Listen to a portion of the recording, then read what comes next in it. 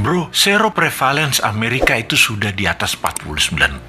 Gila banget nih negara. Informasi ini datang dari seorang sahabat yang 10 tahun terakhir mengajar di sebuah kampus ekonomi di sisi timur Amerika. Dialah yang mengajari Bosman tentang MMT, Modern Monetary Theory. Beliau juga sahabat dari Stephanie Kelton, pejuang konsep ekonomi modern MMT ini, di mana konsep MMT ini dipakai Amerika. Namun yang diajarkan di kampus beda dengan yang Amerika pakai. MMT juga dipakai di Tiongkok, Jepang, Jerman, Inggris, dan saat ini Turki serta Argentina mengadopsinya. Untuk Indonesia, tenang. Kalau Newman jadi pegang kendali, pasti pakai MMT. Pada sabar ya, dan terus berjuang memintarkan masyarakat. Lihat ilmunya, fokus di ilmunya, dan jangan fokus di populernya seseorang. Karena kebanyakan mereka ingin menarik di panggung politik, fokusnya membuat populer saja. Seperti para calon-calon saat ini, mencari populer tanpa punya konsep bernegara. Kembali ke informasi sepotong di atas. Pertanyaan di kepala saya selanjutnya adalah, apaan tuh seroprevalence? Sehingga saya pun bertanya kepadanya.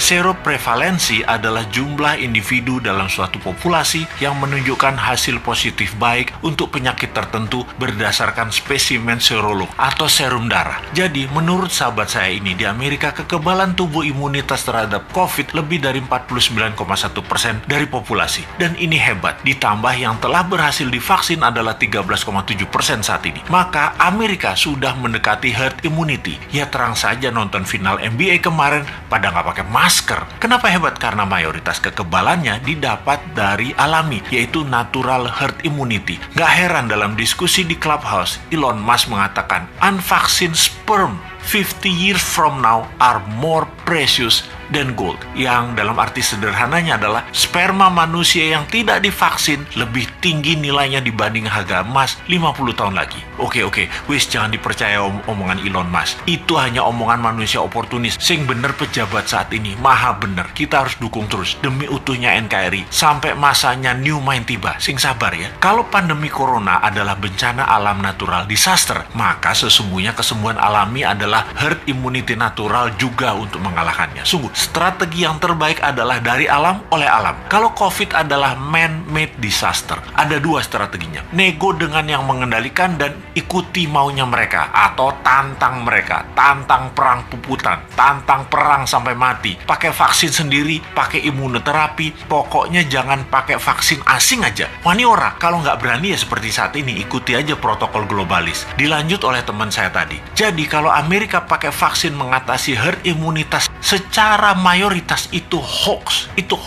bener. Pakai vaksin tapi hanya minor, hanya palingan 20-30%an saja, yang 30%an nanti yang alami. Amerika pakai natural imunitas terbanyaknya. Lalu saya bertanya, kalau Tiongkok menangani COVID pakai vaksin ya? Dijawab olehnya, belum tentu. Tiongkok itu rezim komunis, gak ada transparansi dan akuntabilitas bagi siapapun dari luar negeri bisa mengakses kebenaran informasi yang Tiongkok berikan. Siapa yang bisa memverifikasi berita kalau society dibungkam di sana? Banyak ahli-ahli luar Tiongkok mau fact finding masuk ke Tiongkok, nggak bisa, ditolak Beijing. Sebaiknya kita tidak consider data Tiongkok sebagai data utama. Semua data dari Tiongkok itu dari pusat partai komunis, semuanya dialterate, diubah sesuai untuk kepentingan propaganda yang menguntungkan Tiongkok. Bisa saja ternyata Tiongkok juga pakai natural herd immunity, namun dipropagandakannya pakai vaksin. Taunya Tiongkok menyehatkan warganya dengan multivitamin dan mineral, sementara vaksin diekspor keluar sebagai dagangan internasional. Jadi Tiongkok kayak Amerika juga. Jangan-jangan 60%-nya pakai natural herd imunitas, sisanya vaksin. Siapa yang tahu? Banyak negara tergocek globalis cabal agar pakai vaksin mayoritasnya. Yang natural imunitasnya dibatasi. Memang tidak deadly atau mematikan menggunakan vaksin itu. Vaksin faktanya memang mengurangi fatality kematian. Tetapi sisi lain, ya kita jadi korban ekonomi, jadi miskin. Kita jadi buyer beliin vaksin terus. Ya, semoga salah lagi nih data dari Tiongkok dan globalis kali ini. Tapi data seroprevalence yang dari Amerika mah bener.